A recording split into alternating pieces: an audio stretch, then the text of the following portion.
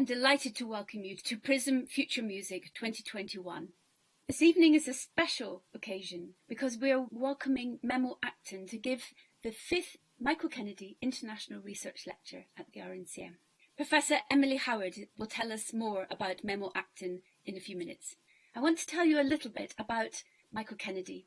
He was an important scholar and critic who wrote many books on aspects of musical life. Biographies of Adrian Bolt, Edward Elgar, Richard Strauss, Vaughan Williams, Gustav Mahler, William Walton and John Barbaroli. He was also very interested in festivals and wrote books on the Buxton and Glyndebourne festivals. He had a particular affinity with Manchester and wrote important books on the Halle and the Royal Manchester College of Music. And of course, these are subjects very close to our hearts. He was an influential critic of the Telegraph, and he became the chief music critic of the Sunday Telegraph from 1986.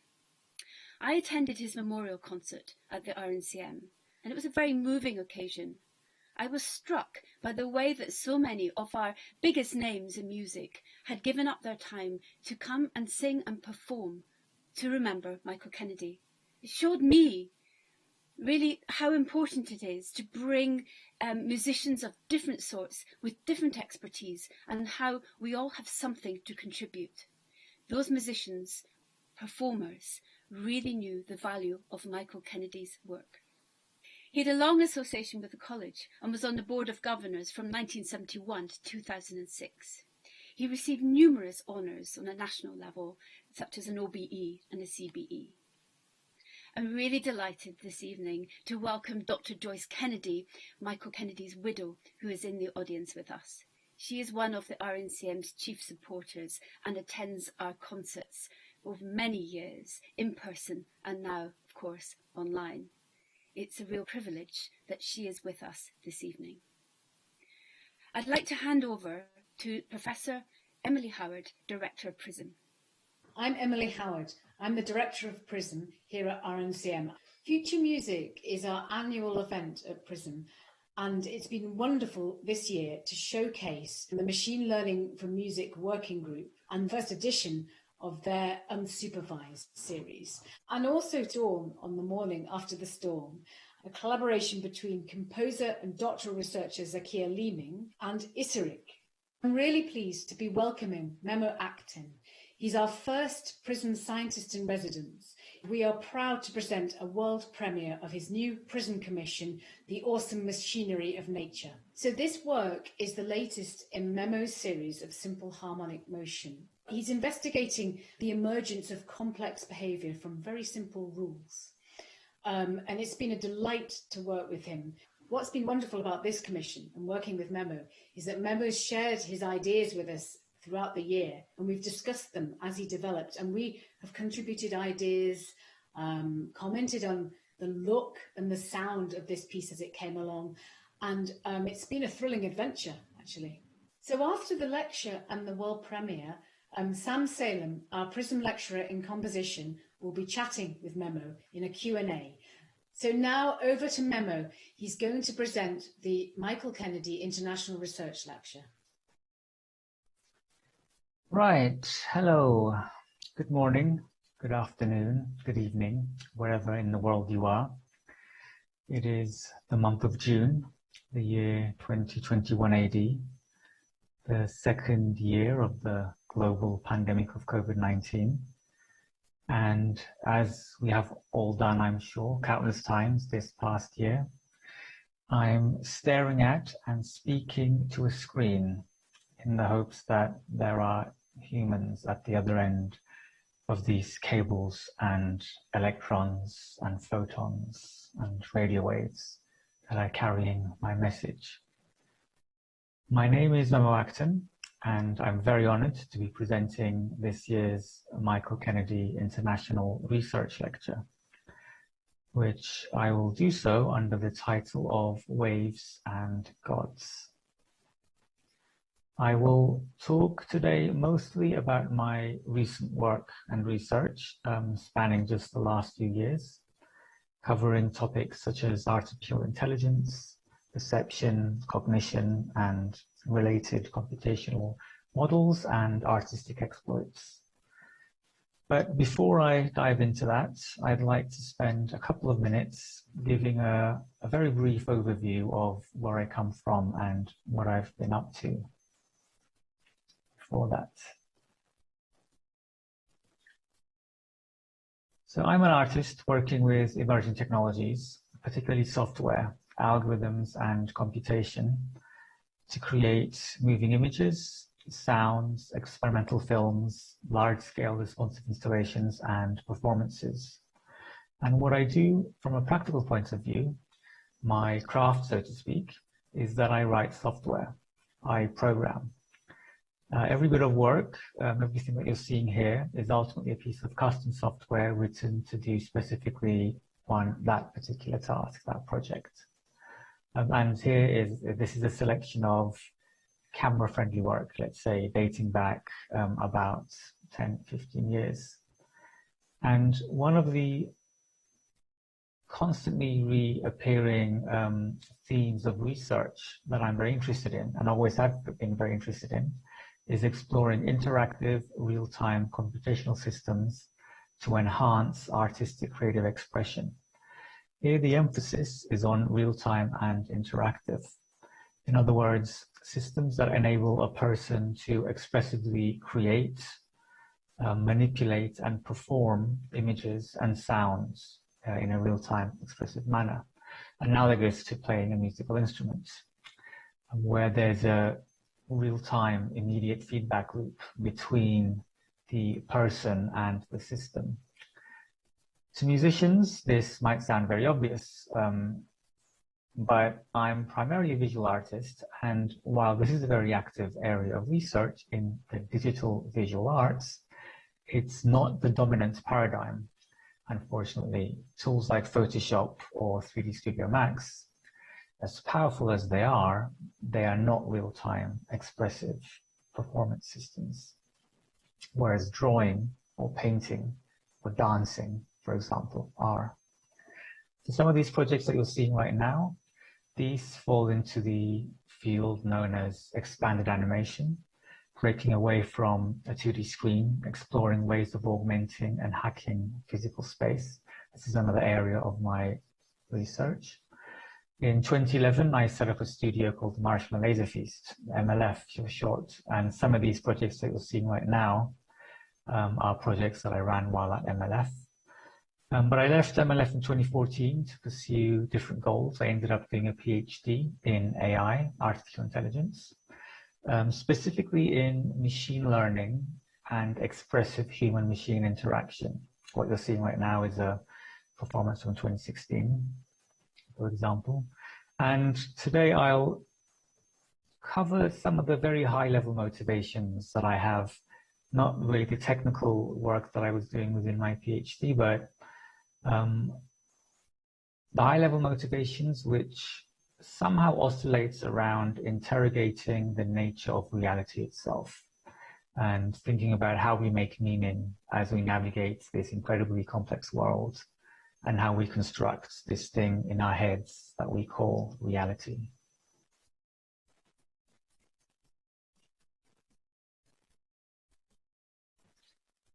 So I'll start with artificial intelligence. This is what it looks like, apparently. This is what AI looks like, according to the internet. It's very blue and shiny. And we live in an era of machine learning, and that's the particular flavor of AI that's very popular today. And in particular, deep learning, which is really a combination of many different disciplines, including computational statistics and big data. And I'd like to talk about I'll start with some provocations. For example, I'm very fascinated by how we've had this very steady period of big data. This is the trend graph of the term big data, which was absolutely nothing till about 2011, 2012, and then a steady period of big data. And this is the trend graph for the term AI. And it should come as no surprise that after a steady period of big data, we have an explosion of AI. We had a little spike in 2012. This was when some research by Google they trained an algorithm on YouTube and it discovered cats. So that was big news in 2012. But apart from that spike, there was not really much happening until this point here, 2015. And that's when the big AI explosion happened. And interestingly, the following year, we had not one, not two, but 3 mainstream books released on octopuses or cephalopods. First came The Soul of an Octopus by Simon Montgomery. Then came Donna Haraway's Staying with the Trouble, Making Kin in the Thulucene. And finally, Other Minds by Peter Godfrey Smith. Now, how often do you get 3 mainstream books on cephalopods released in the same year? Not very often. And these are all really wonderful books in very different ways. And of course, none of these books are really about cephalopods. They're all inviting us to relinquish that last bastion of hope that humanity is desperately clinging onto with regards to somehow being special and unique as the alleged sole keepers of what we call intelligence or even consciousness. And these books are inviting us to reflect on the nature of our relationship with non-human intelligences and consciousnesses that we share this planet with. We are not the only planet in existence. We are not the only solar system. We are not the only galaxy. We may not even be the only universe. And finally, we have to be prepared for the very likely possibility that we may not be the sole keepers of what we call intelligence, or even creativity, or perhaps even consciousness. And taking this into consideration, what might be the ways in which it would be sensible and ethical to modify our behavior? So now, with the emergence or re-emergence of AI, we're having to reface these same questions that we have faced for thousands of years, but through this new lens. And cephalopods, with their incredibly astute alien intelligence, represent a great example of an already existing non-human other mind. I also like the provocation that consciousness is the evolution solution to dealing with big data, especially when vision evolved around 500 million years ago and brought with it the selective pressure to reward organisms which could utilize the limited bandwidth in their neural pathways more efficiently to make more optimal actions while trying to catch prey or evade predators. And ultimately, as many believe, this may have even kick-started the evolutionary arms race we call the Cambrian explosion. And in more complex organisms, this may even include learning to model the environment to be more efficient in processing even more complex sensory information. And going even further, to be able to form any kind of social interaction, to regulate each other's nervous systems, some organisms may need to model themselves and each other, so that I can interact with any of you and think of you, not as trillions of individual cells, not as waves in a quantum field, but as a thinking, feeling individual, whereby your consciousness is an abstracted, high-level entity with goals and desires that I can empathize with. Your consciousness is my interface to you. So I really like this metaphor relating the emergence of AI as a means of coping with big data, analogous to the Darwinian evolution of intelligence and perhaps even consciousness, as a means of dealing with big data in biology. But of course, who am I kidding? We all know why we have AI right now and who's funding it and why the bulk of the research is ultimately surveillance related. It's important to remember that if World War I gave us analog computers and World War II gave us digital computers and the Cold War gave us the internet, it's the mass surveillance of the war on terror and the data-driven psychographic advertising which is giving us deep learning and AI. But there is yet another angle that I find fascinating. bearing in mind that the current dominant AI paradigm is, as I said, deep learning, which is built on computational statistics, I'd like to quote the pioneering nurse and statistician Florence Nightingale.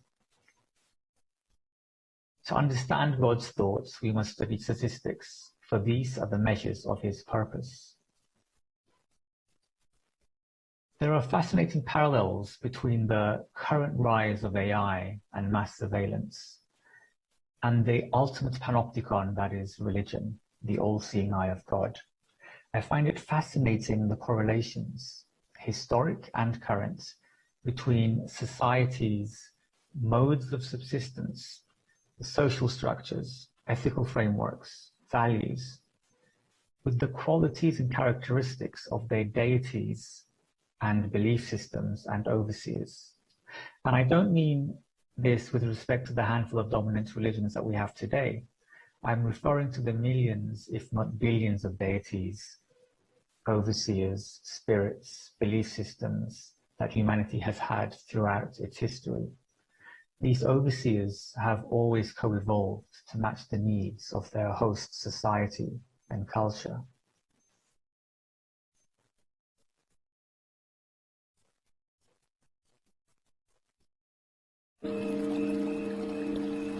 It was ancient religions that imposed omnipotent powers watching over us, judging us, protecting us. Those were myths fabricated to control the masses. And now, as we're losing our spiritual sensibilities, drowning ourselves in materialism and technological submission, our overseer too is adapting and co-evolving. We don't fear the old gods anymore. They cannot protect or control us, so we need new ones. We killed God, as Nietzsche says, but we are rebuilding him with technology to match our techno-culture. And he lives up in the cloud of all places, watching over us, listening to our thoughts and dreams in ones and zeros. We are creating a digital God for a digital culture. And to be very clear, with the word God, what I'm referring to is not literally a supernatural being that created and or governs the universe.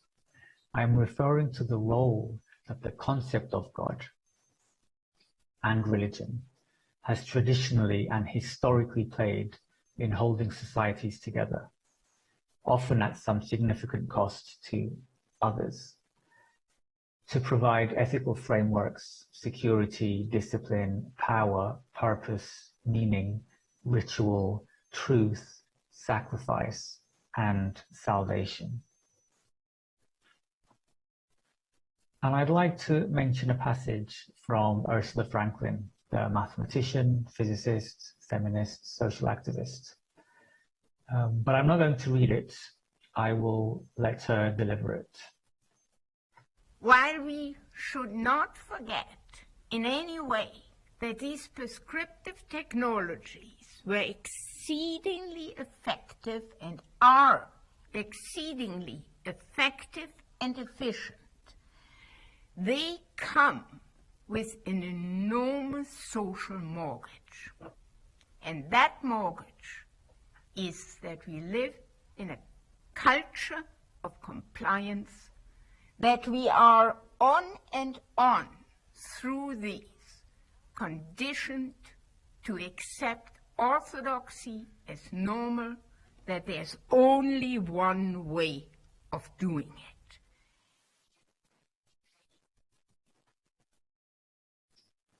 But there's more. This new overseer in the cloud not only watches us to protect the good and punish the bad, but now as it learns and it becomes more intelligent, it makes decisions for us too.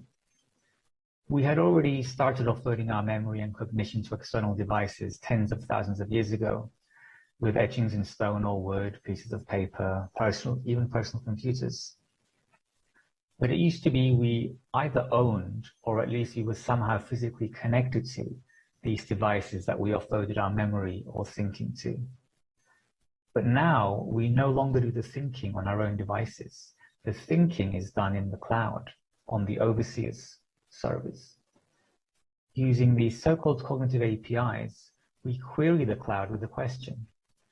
With our instruments of divination, these scrying mirrors, and the cloud replies with an answer in this new language of scripture, which some of you might recognize as JSON.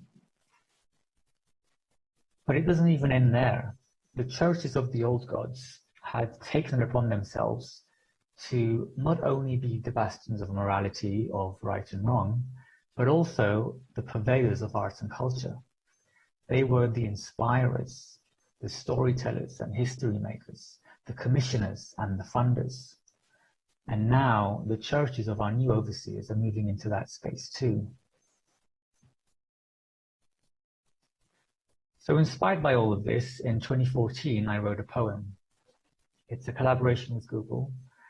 Not people working at Google, but Here's actual the top Google. Wikipedia result. Okay, so, well, speak of the devil. Just saying the name woke it up. So this poem is, as I was mentioning, as you can see, I type a few words and Google autocompletes based on what the world is feeling. We have a very intimate connection with the cloud. We confide in it, we confess to it, we appeal to it. We share secrets with it that we wouldn't share with our family or closest friends. And Google is the keeper of our collective consciousness. It sees everything we see, knows everything we know, and feels everything we feel. So this poem is actually more a collection of prayers archived in the cloud by the keeper of our collective consciousness. And here's some excerpts from the poem. When I have more time, I like to read it out, but I will skip this for now. As I've alluded to, I had this realization a few years ago, in 2015, judging by the timestamp of this tweet, that all of my work was either about waves or gods. And somehow quantum mechanics unifies the two. And these points will be the thread throughout the rest of this talk and a lot of my work. Now, I'm not sure what exactly I meant when I said that. But looking back, I think when I used the term waves, I think I meant the patterns in nature which we humans have managed within our limited cognitive abilities to collectively recognize, decipher, and formalize into equations and theories, often that we somehow even find elegant or beautiful. And when I use the term God, I think I meant those mysterious aspects of nature which we have yet to understand, and the lengths that we will go to, the stories we will tell to try and make sense of it all. And with the term quantum mechanics, I think I meant the fringes of human knowledge, which we empirically know to be quite accurate and can understand with the language of mathematics. However, we're not yet able to fully comprehend what it actually means at the broader or general level. And this is where I find myself oscillating around the most. Broadly speaking, I think of it as the intersections of science and spirituality, more specifically, the collisions between nature, science, technology, ethics, ritual, tradition, and religion.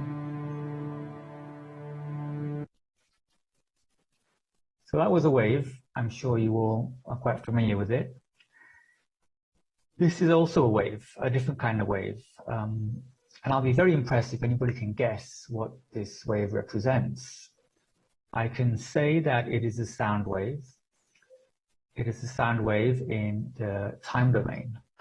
And this is the same signal transformed into a frequency domain with the Fourier transform. This is a spectrogram. And again, I would be very impressed if anybody can look at this spectrogram and say what it is a spectrogram of. That's a very difficult task, even though there are very strong clues here.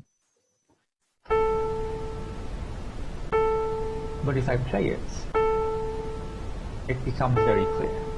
It's a piano playing a single note. For those of you who have a particularly well-trained ear, you might even recognize this to be a standard pitch A4, 440 Hz. And And what's happening here is really quite remarkable. There's so much information to begin with. And the pressure waves travel through the air and they reach the eardrum, which they vibrate. And already here in our inner ear, the cochlea mechanically transforms this time series signal into the frequency domain in a representation similar to the spectrogram. And then as those signals propagate through the auditory cortex, the dominant frequencies are identified. And from the ratio of their frequencies and amplitudes, we recognize this to be a piano playing a single note. Not a violin playing the same note, and definitely not a dog or an ambulance. But that single note that we perceive is what we call the fundamental frequency of this signal.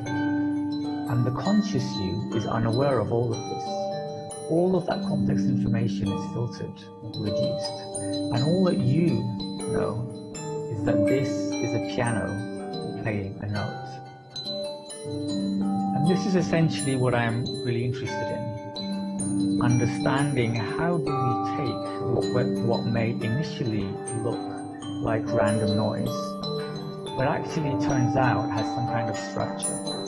How do we navigate that noise and reduce these incredibly complex signals down to these very little, very concise, high-level meta-information? And this is what we do, and this is what we are now trying to teach machines to do.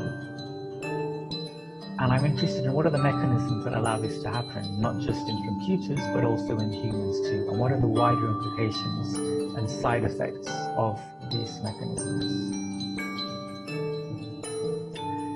This, what you're seeing, is actually an excerpt from the new piece that I've been commissioned by PRiSM, The Awesome Machinery of Nature.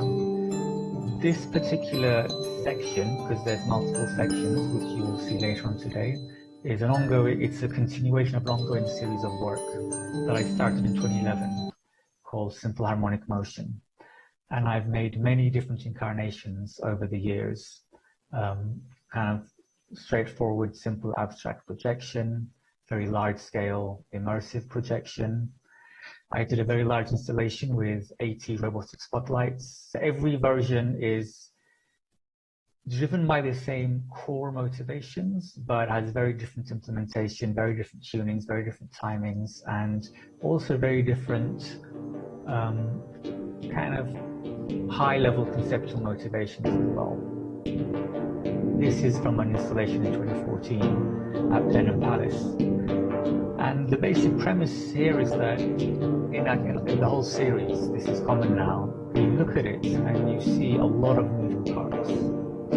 And it might seem really complicated, but actually it's incredibly simple. There is one very, very simple, fully deterministic rule that governs the behavior of this system. And that is, there's lots of objects that oscillate at fixed frequencies, but these frequencies are different. And they're tuned in a very particular way. That's what I do for each version. And from this single, simple, fully deterministic rule, all of this complexity emerges. And the idea of complexity emerging from simplicity is a very well-established area of research, both scientifically and artistically. And one could argue that all of the natural world is based on this simple principle.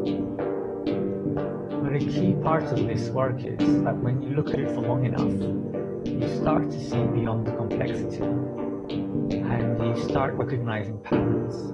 The system starts appearing simple again. And interestingly, the rules that you might decode are not the same simple rules that I coded in that's driving it. These are a whole new set of high-level simple patterns that emerge out of complexity, which emerged out of simplicity. So this is your brain watching, learning, and reducing a complicated system down to a simpler, more concise, high-level representation, desperately trying to find structure, desperately trying to compress and understand. A really big part of this particular installation is actually using the sky looking up at the clouds as a screen. This is what you see and hear when you look straight up, as it is projected on the clouds, where God lives. And these themes of how complexity emerges from simplicity, and then from that complexity emerges a new level of simplicity, is really how all of human knowledge works. We have the fundamental laws of physics. In chemistry are layers of abstraction above physics. Biology are layers of abstraction based on chemistry.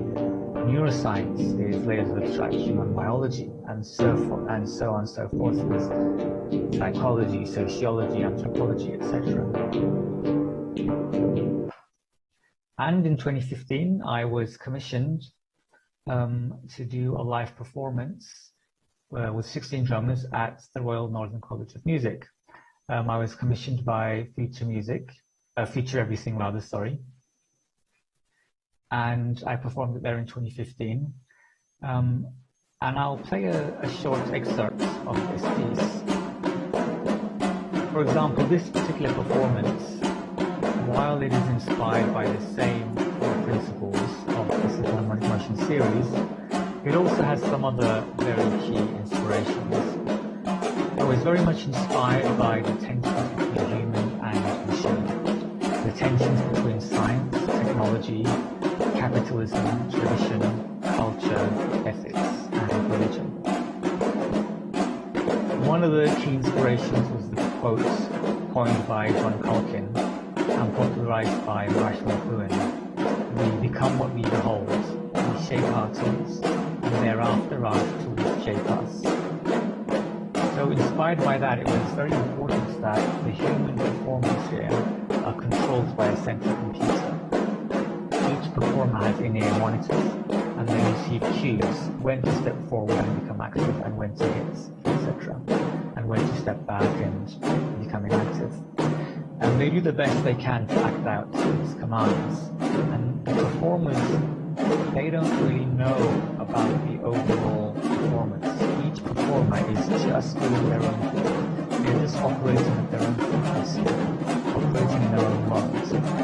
Collectively, they are a complex machine that creates this very rich audio-visual composition.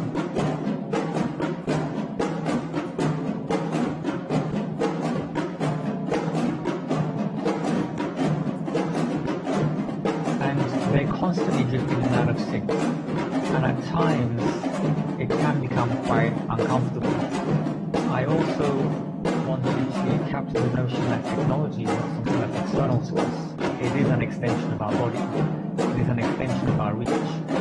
We often say that we invent technology, but I think it's more like we simply find ways of taming nature, and our methods of taming co-evolve with us socially and culturally. And the reason why I want to be a bit uncomfortable at times is because these conflicts between science and technology and culture and tradition are uncomfortable. And it's been like this throughout our history. The switch to the heliocentric model of the planetary orbits, Darwin evolution, IVF, animal farming. And now we have it again with synthetic biology, artificial intelligence. Science and technology is always out of sync and drifting in and out without ethics and laws. And whenever society thinks it can catch up, whenever our ethics and the law is catching up with our science and technology, we are already back out of sync.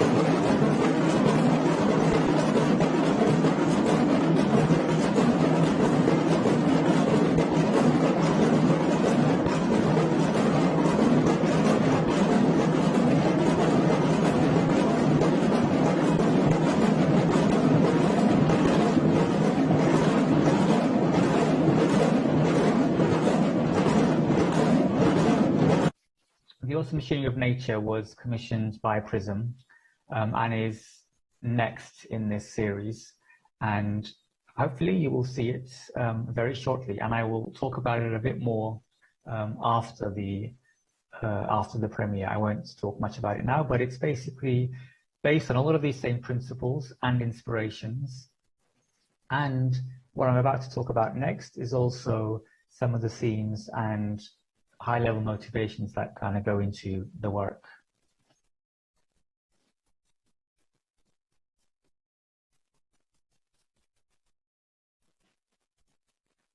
So I don't know if you're familiar with Deep Dream.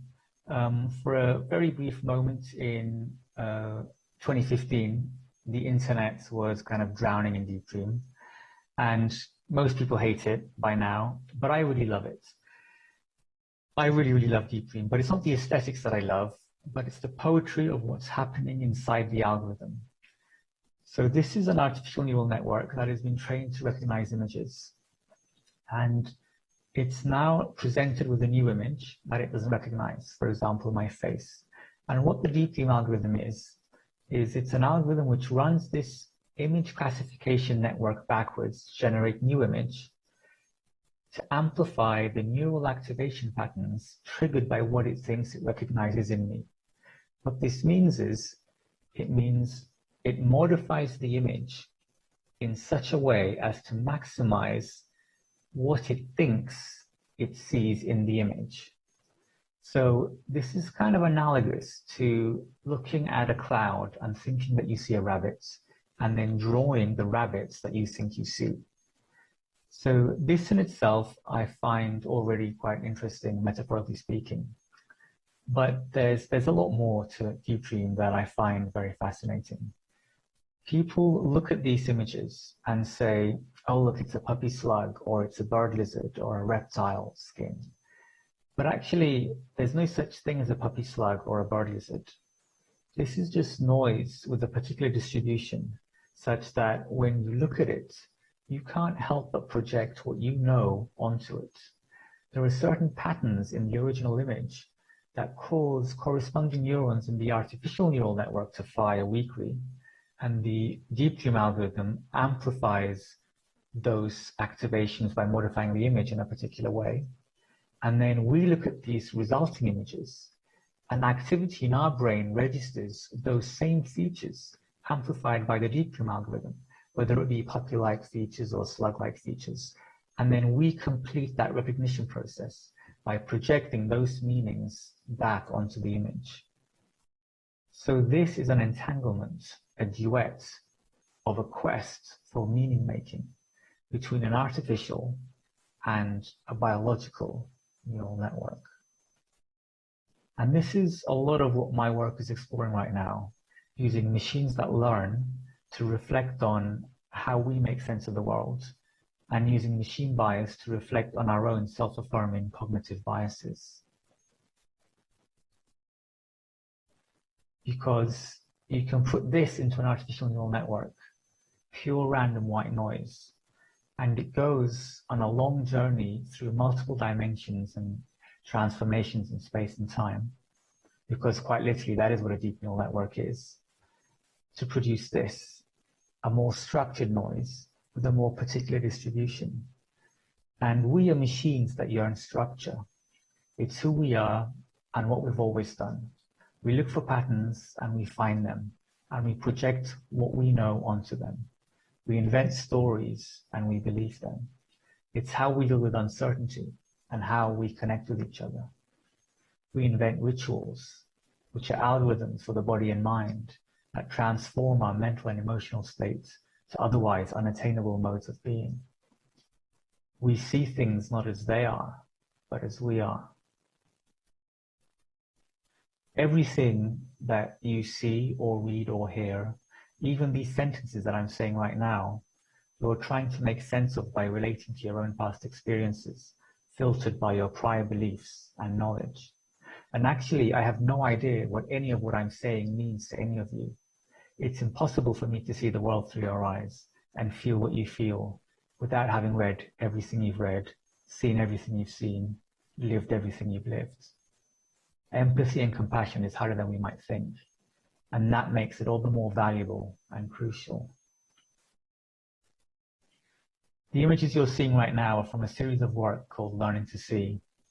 This is an artificial neural network running real-time inference on live camera inputs. And there's a few themes behind this work. On a practical level, it relates back to what I said at the very, very start, related to expressive human-machine interaction and investigating, in this case, deep learning in the context of systems that augment human creative expression, in particular in a real-time expressive manner with continuous meaningful human control, so analogous to musical instruments. But there are also higher level motivations. This is a neural network that has seen nothing but thousands of images of waves or flowers, and now it looks upon the world and it sees my desk, my hands, and it tries to make sense of what it's seeing in the context of what it's seen before. But it can only see through the filter of what it already knows, just like us, because we too see things not as they are, but as we are. As well as a number of videos, the work also exists as an installation. There's a plinth with a bunch of junk on it, some broken cables, some dirty rags, and you can spend a few seconds playing with them for a quick bit of fun. Or if you're like me, you can spend hours meticulously crafting your perfect bouquet or shaping your perfect waves or ocean scene. The models I trained are inspired by the four elements of nature. The flowers represents earth, ocean is water, of course, there's fire, and clouds represents air or wind. And then there's a fifth element, which is beyond our planet. As you can see, I'm quite fascinated by it. The ether, the void, the cosmos, the home of God. This neural network is trained on thousands of images from the Hubble Space Telescope. And we might be tempted to think that this network has learned what distant space looks like. But of course, that's not entirely accurate. The Hubble Space Telescope doesn't give us these perfect snapshot photographs as objective visual representations of outer space. Rather, it streams data, it's numbers. And then those numbers are interpreted by us humans, by engineers, by scientists, even by artists. And we stitch together patches, we composite layers, and we even add colors. We don't know what distant space actually looks like. I don't even know if that's a valid question, if we can even fathom those kinds of scales, hundreds of thousands of light years in diameter. This neural network isn't learning what space looks like. It's learning what we think space should look like, tainted with our assumptions, our biases, and our romantic visions. And speaking of romantic visions, there is another motivation behind this particular data set and this particular series of work. Because I enjoy being reminded quite often that the atoms in my body and in yours, and in fact everything that we see around us, were forged in the dying hearts of stars and supernova, billions of years ago, billions of light years away, and spewed across the galaxies before they came together for a very brief moment in time to become you and me. We are all connected. The cosmos is within us. We are made of star stuff. We are a way for the universe to know itself. To quote Carl Sagan, who also I took the title for my new work, The Awesome Machinery of Nature, is also a quote from Carl Sagan.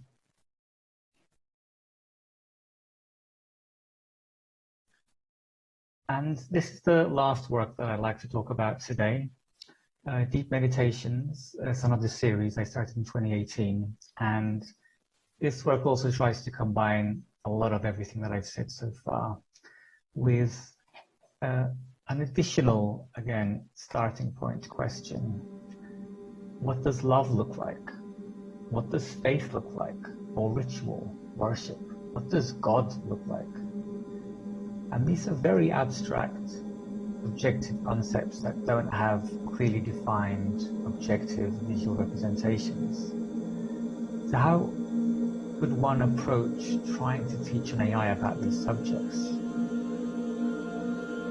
Just like we did with the galaxies, I trained the AI not on what these things really look like, but what we think they look like. Or in particular, what our collective consciousness thinks they look like, as archived in the cloud by the keeper of our collective consciousness.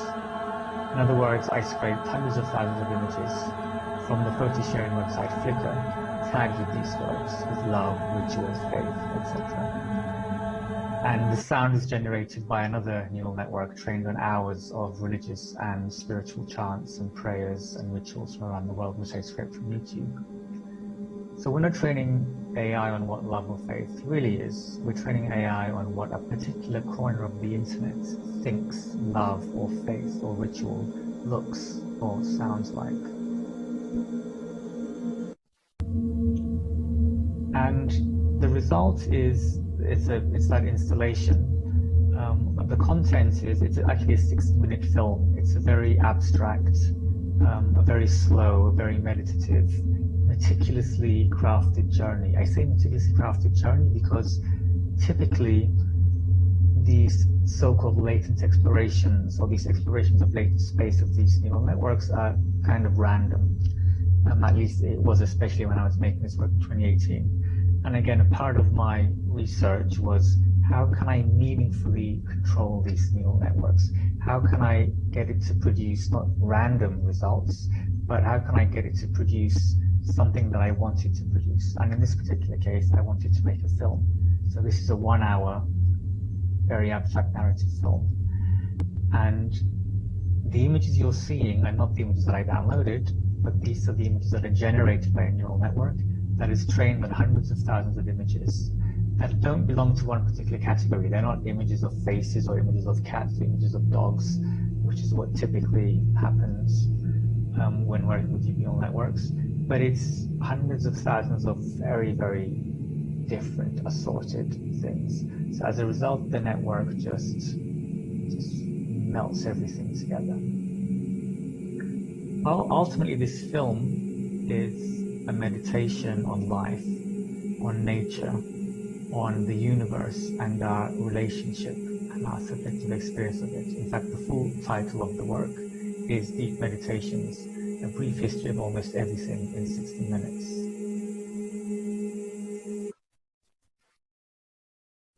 And that brings me back to the new piece that you are about to see, The Awesome Machinery of Nature. This new work, which is commissioned by PRiSM, it borrows heavily from everything that I've mentioned throughout this presentation, and it weaves them together in a very different and very abstract manner. And ultimately, as the title hints, it celebrates the beauty of the awesome machinery of nature. Just like clockwork, everything works in rhythms.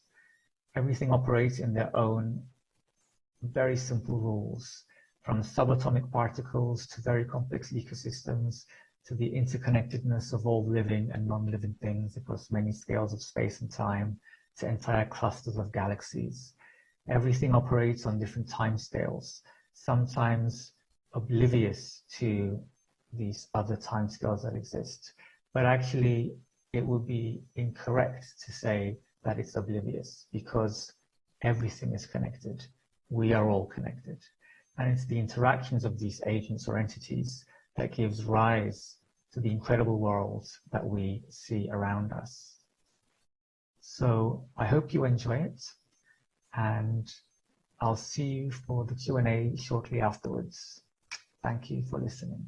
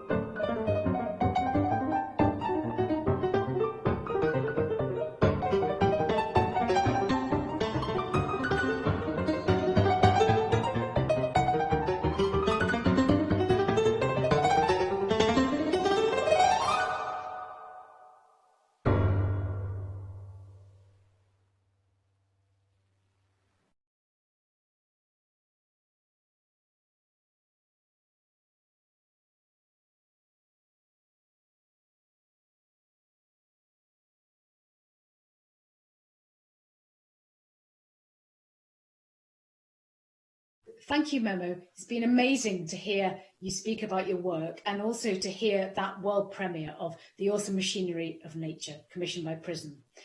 So next up, we have a Q&A. Memo will be speaking with Sam Salem. He's our PRiSM lecturer in composition. And just to remind you, if you'd like to submit questions for Memo, you can do this via Twitter at RNCMPrism, hashtag PrismFutureMusic. You can also email the centre manager, sam.duffy@rncm.ac.uk. And don't forget, you can watch these again after the event. Keep an eye on the PRiSM web pages and our social media.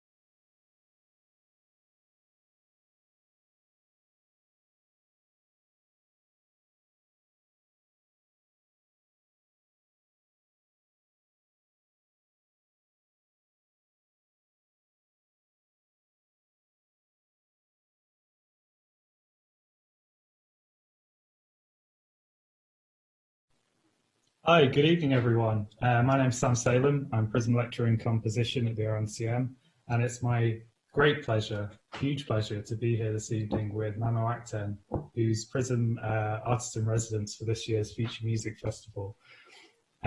So if you'd like to ask Memo a question, then please contact Sam Duffy, PRiSM Centre Manager, whose email address is sam.duffy@rncm.ac.uk, or you can contact us via Twitter.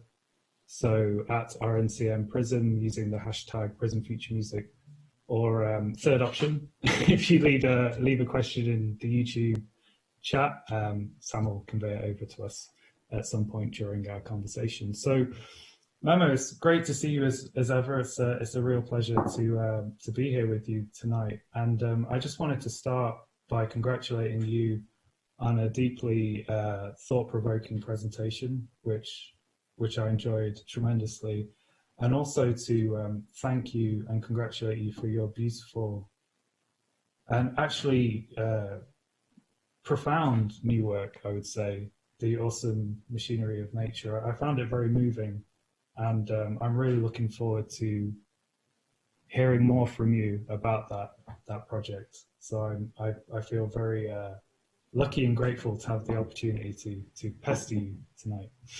Well, thank you for having me. Absolutely. And thanks for the kind words. Absolutely. So I have some prepared questions, and let's just see where the conversation goes. The first one is a bit general. I'm aware that some of our audience might not understand the process of creation for work such as yours. It might be a bit alien to them, and the idea of code might feel like a barrier in terms of understanding how you take your projects from concept and your broader concerns through to realization.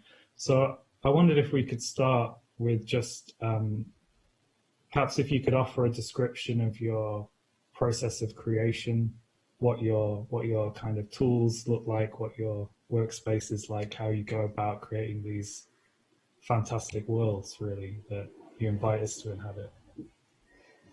Yeah, that's a good question and good point to start. So I work with systems, and in effect, I'd call this it's a generative work. So what I do is I design systems, processes, and these processes then generate the audio and the visuals. I mean, obviously, there's quite a lineage here from Sol Lewitt on the visual side to Brian Eno, Terry Riley, Steve Reich, etc. on the musical side. If not, way more. I've always been very inspired by, for example, Ligeti's La Poème Symphonique. So I guess one difference from like that is I'm also designing this system from scratch. It's a virtual system, so I'm designing the rules of this system. And this particular work, as Emily mentioned in her opening speech, is a kind of continuation of my Simple Harmonic Motion series, in which it's a very, very simple system, as I described in my talk as well. It's of all systems one could work with, I think the basic concept here is it's incredibly simple. I have a bunch of oscillators, so these are low frequency oscillators, and they're all fixed at a fixed oscillation frequency, and they all just oscillate at their own pace. And this results in a very, I don't know if complex is the right word, but evolving and non-simple behavior. And so part of my process is then designing this system first, but then also fine-tuning systems. So it is a machine. And even the previous versions of Simple Harmonic Motion, and even the previous versions of other works that I do, they are in effect machines that I design, and then I tune it. And when I say tune, I don't mean musically tune. I mean I tune the machine like one would tune their car engine, such that when I let go and I press play, it operates in a way that I'm happy with. And there's a lot of trial and error in this process, in the sense that I have an idea of what I want this thing to kind of be like. I set up the machine, I let it go, and it's not how I want it to be. The question then is, do I like it? Which bits do I like? Which bits do I not like? How do I keep the bits that I like and then fix the bits that I don't like? Or how do I maximize the bits that I like? So it's kind of like, if you think of this as a machine with lots of cogwheels and gear sticks, it's a case of, okay, I'll replace that cogwheel with a bigger cogwheel. Is cogwheel? I'm not really a physical machine person. I don't know if that's true. So that's really the creative process then becomes tuning this machine, replacing those cogwheels with cogwheels that give results that I'm happy with. And it's a very iterative process. One has to be quite, what's the word? Like single-minded, and just because it is quite tedious. Like, okay, let's replace that 15-inch cogwheel with a 14-inch cogwheel. No, let's try a 14.5-inch cogwheel. Okay, let's try 14.6-inch cogwheel. So it is like that, basically.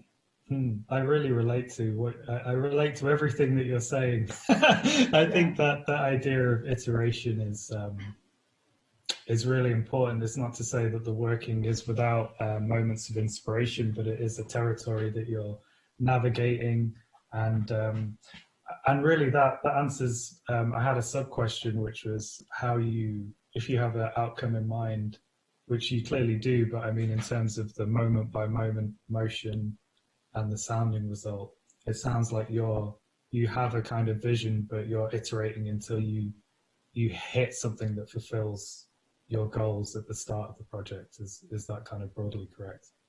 That's exactly correct. I have a rough idea, but I mean, for example, the musical composition that came out, that's not what I had in my head at the beginning. I mean, it's impossible to some degree for me to have envisaged that and then built the machine that composed it. But rather I had something like that. And also this particular system, I've been working now for 10 years. So I am quite, I kind of know how to tweak it to get the kind of behaviors that I want.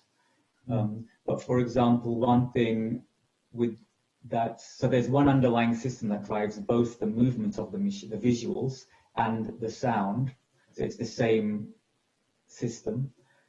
Sometimes something can look good but doesn't sound good, and that happened quite a few times because, for example, I developed the sound system after I developed the core visual system, which is not how I always work. Sometimes I've developed the sound first and then the visuals.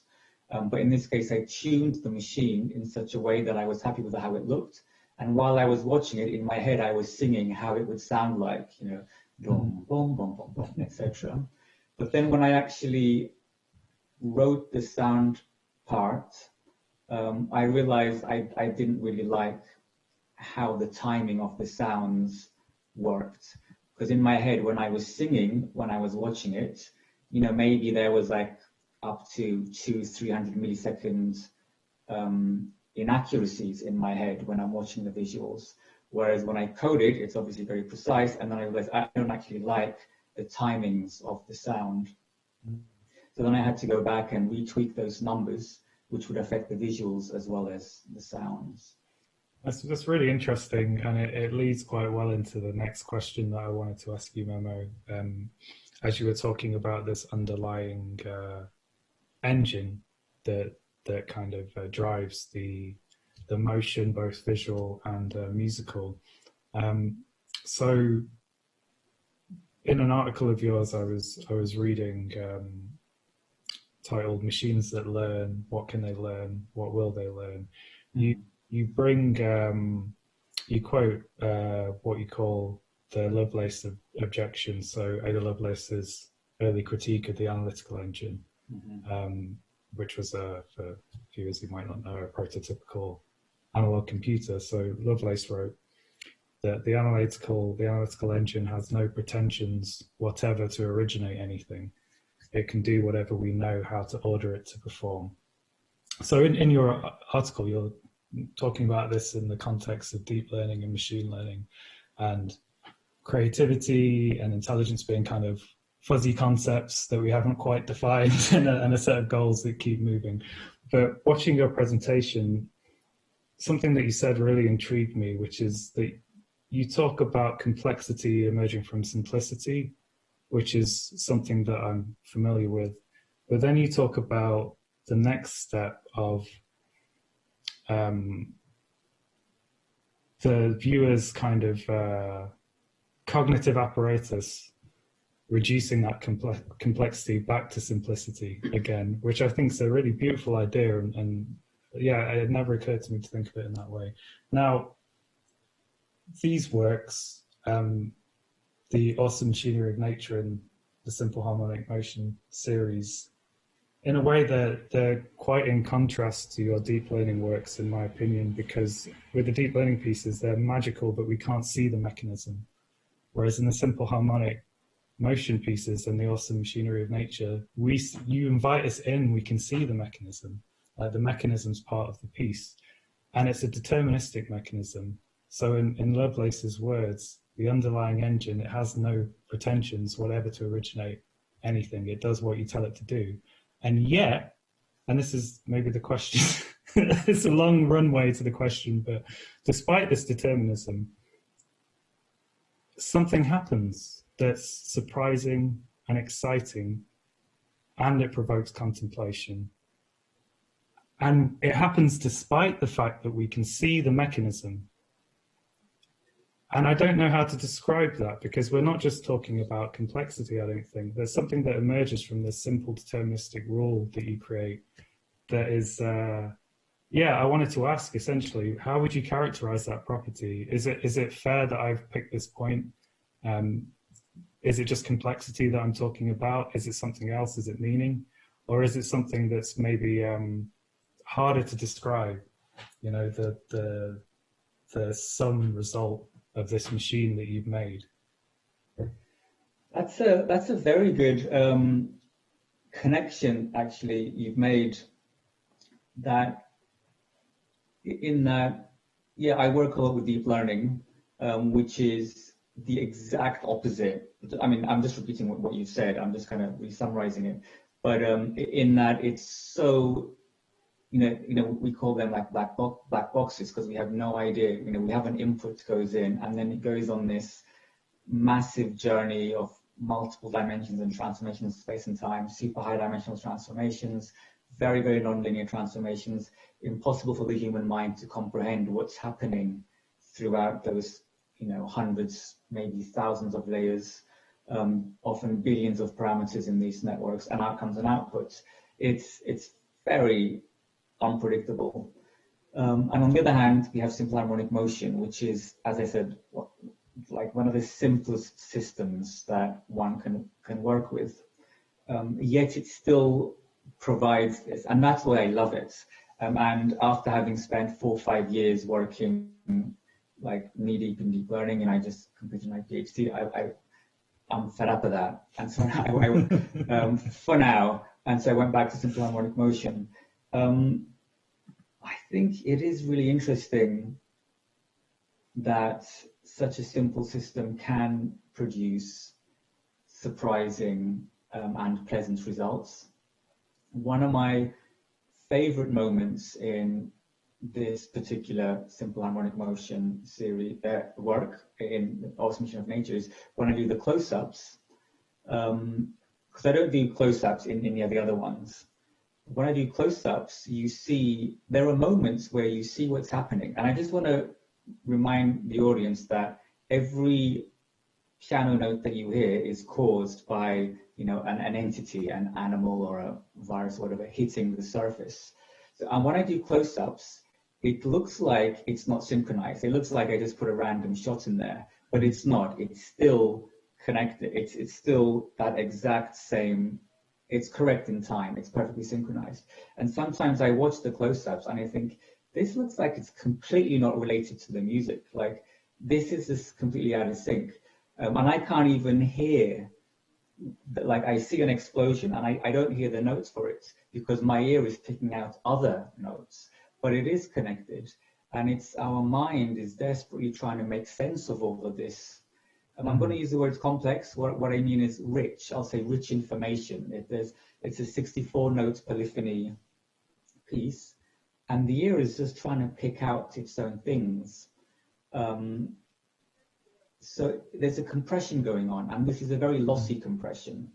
And I briefly talk about this in my talk when I was talking about how hearing works. When we hear that single piano note, and it's this very rich signal that's almost like noise, but as it's filtered through our auditory cortex, what reaches high levels of cognition is just the concise information that it's a piano. And I think something like that is happening when we watch this. you might hear a particular melody amongst the 64-note cacophony. You might just hear a melody and not hear the rest, or hear the rest as a kind of drone. I think I understand what's happening rationally. I understand what's going on, but as I watch the piece, and I've seen all of these pieces, just in documentation, of course. I haven't seen the installations in person, unfortunately. But there's something about this one where it seems impossible, and yet it's presenting its facts to me in real time. So I know for a fact that it isn't impossible, because what I'm seeing is definitively a result of what's happening, and yet there's something really magical. I mean that, really, literally magical happening. And I wondered, in a way, is that the point of this work? It's a simple rule set. It's described simply, and yet look at the richness of even this small idea explored can be a whole universe that we can kind of immerse ourselves in a way. I don't know. Exactly. There's not a question in there. I'm afraid. Another one of the things that I really like is on the kind of wider shots, on particularly the perspective wide shots, what you see. So the whole thing is a constant inwards rotation. I mean, there's many different ways of thinking about what this system does. One is what I explained before, where it's lots of oscillators, but that actually manifests itself in different ways. One of the ways it manifests itself is this constant inwards rotation. You can think of lots of disks that are constantly rotating inwards, but they're rotating at different speeds. I mean, that's literally what's happening. But when you look at the kind of mesh towards the kind of middle to end, it's just a constant inwards rotation at a steady speed. And from that, you're getting sometimes kind of smooth movement, sometimes very broken. I find that quite fascinating.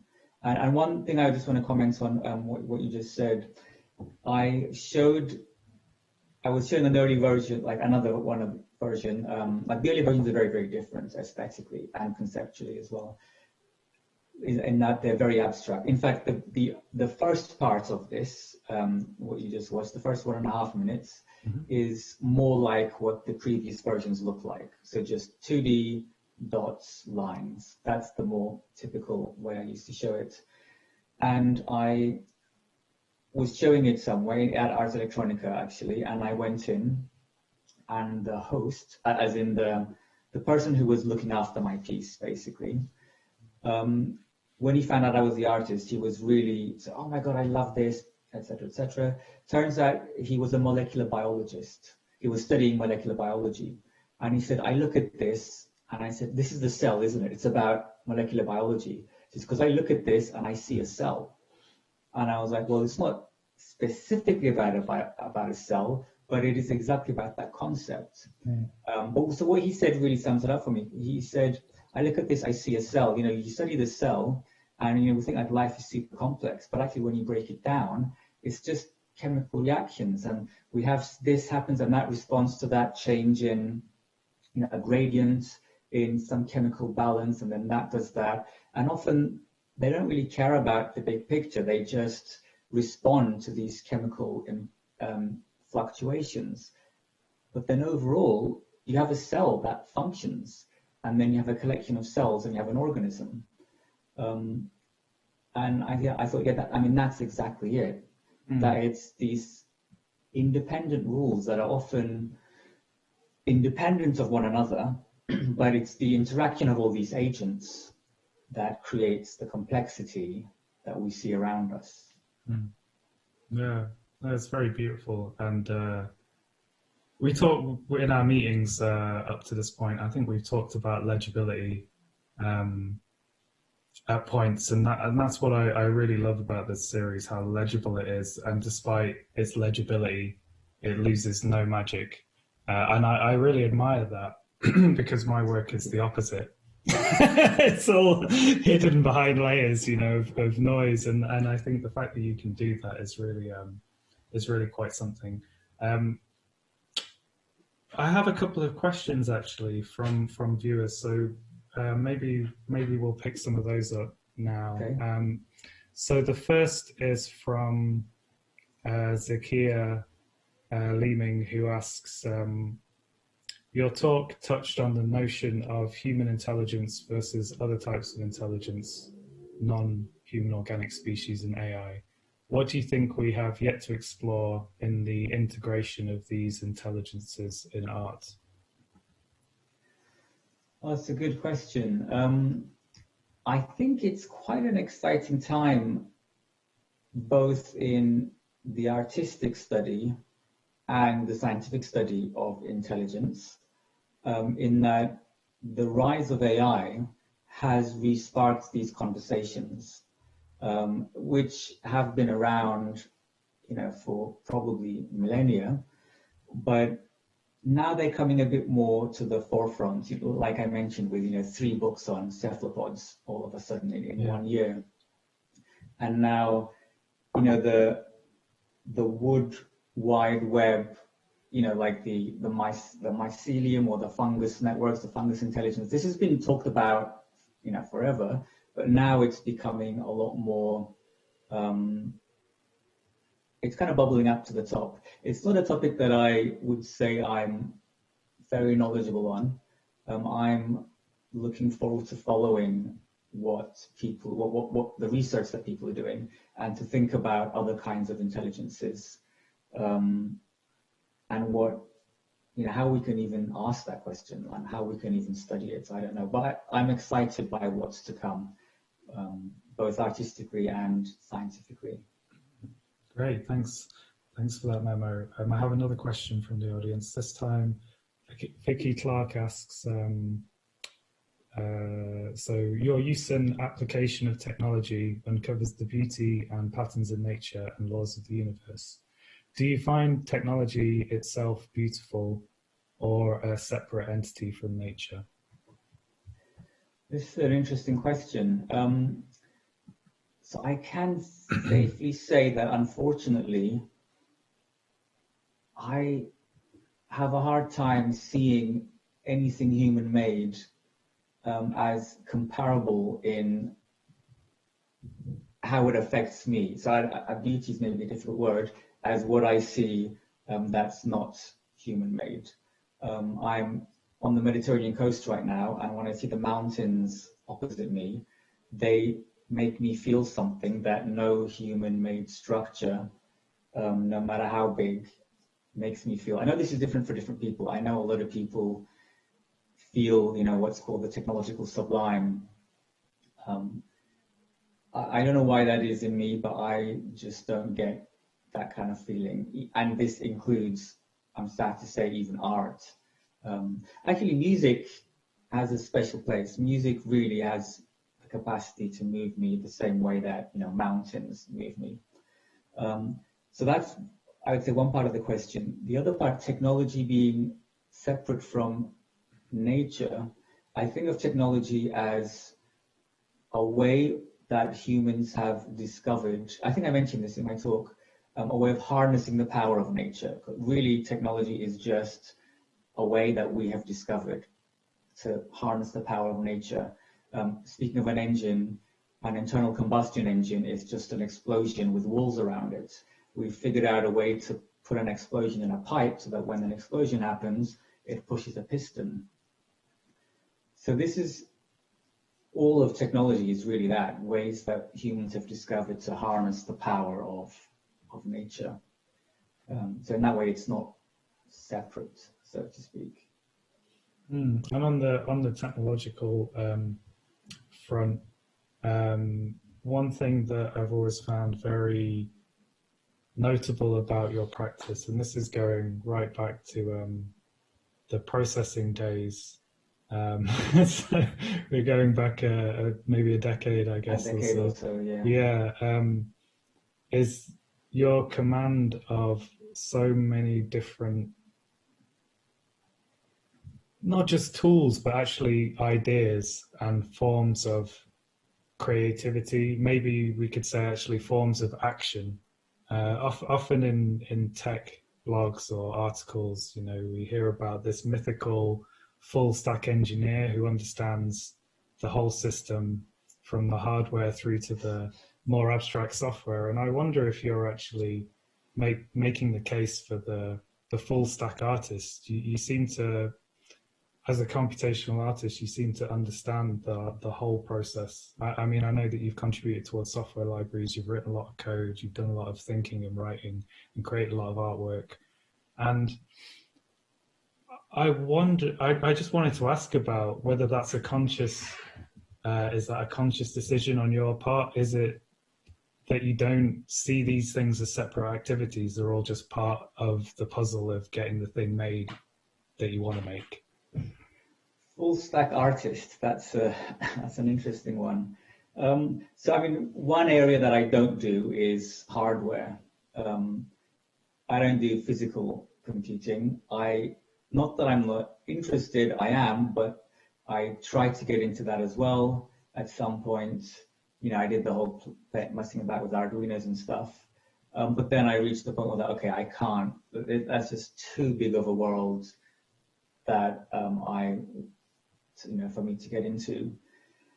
On the other side, I think it actually comes from just the way I got into all of this when I was growing up in Turkey, like in the 90s, and it was kind of before the internet. Like I had no other choice. You know, I started using 3D Studio in those days, and if I didn't know anyone who was doing this stuff, and so that's how being self-sufficient was. That's how I kind of started getting this thing of having to be self-sufficient. I should say that absolutely, like this piece, I did everything. But I know that if I'd worked with, for example, at least a grader, a sound engineer, a proper animator, like it would be a way better piece. But I love doing it. Like it's like working with a professional cake eater to eat my cake. It's like, well, but I want to eat the cake. I like eating the cake. Like, why would I hire someone to eat my cake for me? Like, yeah, well, Dave can eat your cake way quicker and way better. Like, but I like eating the cake. So this is something I struggle with a lot. I have worked, I have directed before and worked with bigger teams. And arguably those pieces are more, professional looking or sounding, I'd say. I like a bit of both. Sometimes I just know what I want and I just want to do it. Sometimes I like working with people who know what they're doing and they can do a way better job than me. And yeah. Yeah, interesting. Myself, I don't think it's a control thing. I think it's a curiosity thing. I'm kind of just generally curious, and I want to be able to understand things to make informed decisions. So I tend to gravitate towards tinkering, as you were saying, changing my gears from 14 inches to 14.01 inches, exactly. Seeing what happens. Yeah. No. So I do understand that. But I wonder, is there like, so it's driven primarily by like artistic desire rather than like technical curiosity in your case, would you say? It's both. I mean, it's driven from a practical point of view, because the work is so experimental, it kind of needs me to be experimenting. It's not like, I need to be messing about with it to see what happens and exactly if I replace the 14-inch cog with the 14.01-inch cog. So there is that, but I'm also technically curious. As I said, I also got into physical computing and electronics, basically, and robotics. But I realized that was just too big of an area that it would be stupid for me to try to become self-sufficient in that domain as well. Never say never. I can imagine bumping into you in a few years and you built your own computer. Yeah, I've also had the privilege of working. I've also had the privilege of working with some of the, best people in the world in when it comes to electronics and robotics. And so, it's like it would be stupid of me to try and compete with like 20, 30 years of experience. Yeah, sure. In that, yeah. One last question from our viewers. Towie Roberts asks, he says, "Thank you, Memo. Adored the work shared here. Truly stunning. Wondering if you would say that the early Steve Reich idea that the process must be explicit is a principle that underlies your work?" That's a good question. I don't know if the process must be explicit. I mean, it definitely is for this piece. I don't know if it is in everything that I do. I mean, in a way, the process is a part of the work. The reason why I would say maybe it doesn't have to be explicit is, going back to what you said, Sam, at the beginning, often what I do is also buried behind lots of layers to the extent that nobody actually gets it. So is that a failure? I don't know. That's a good question. I don't know the answer. I have to think about it. I don't consciously set out to think that the process must be explicit, though. I will say that. Really interesting. Thank you. Thanks, Terry. And I guess we're out of time. That went by incredibly quickly. Very quickly, yeah. Well, as ever, it's a pleasure to have the chance to talk to you, Memo. Thanks so much for being here this evening, for your presentation, for your new work. Yeah, and it's been wonderful to hear more about it and have the chance to have a chat with you. And I'd just like to, again, congratulate you on your work, and also to congratulate all the other artists who participated in Future Music 3, both from the machine learning working group and also from Zakia Leeming's project, which premiered today at 1 and was also fantastic. So yeah, I guess that's the end of Future Music for another year, and hopefully see you again soon. And I'd like to thank you, Sam, for this very fun conversation, and thanks to PRiSM and RNCM for commissioning this piece and having me. Oh, it's been a pleasure, an absolute pleasure. Thank you. Yeah, see you soon. Cheers. See ya.